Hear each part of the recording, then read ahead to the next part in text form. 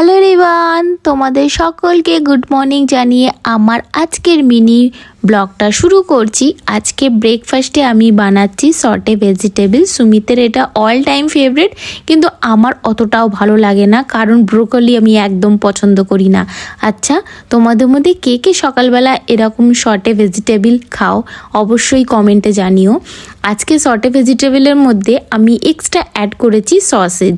এটা সুমিতে খুবই ভালো লাগে, তাই জন্য আমি ভাবলাম একটু আলাদাভাবে দিই।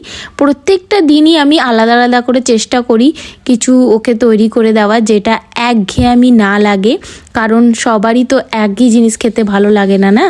কিন্তু চলো আমি ফটাফট সুমিতের জন্য সটে ভেজিটেবল বানিয়ে ফেলি। হ্যাঁ, তোমরা কমেন্টে জানাতে ভুলো না যেন যে তোমাদের মধ্যে কে কে এরকম হেলদি ব্রেকফাস্ট করতে ভালোবাসো।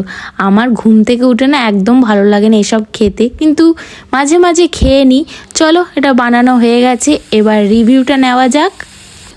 কেমন হয়েছে বাবু? ক্যামেরা তাকিয়ে বলো। নাইস। পোকচই গাইস, খাচ্ছি আমি পোকচই।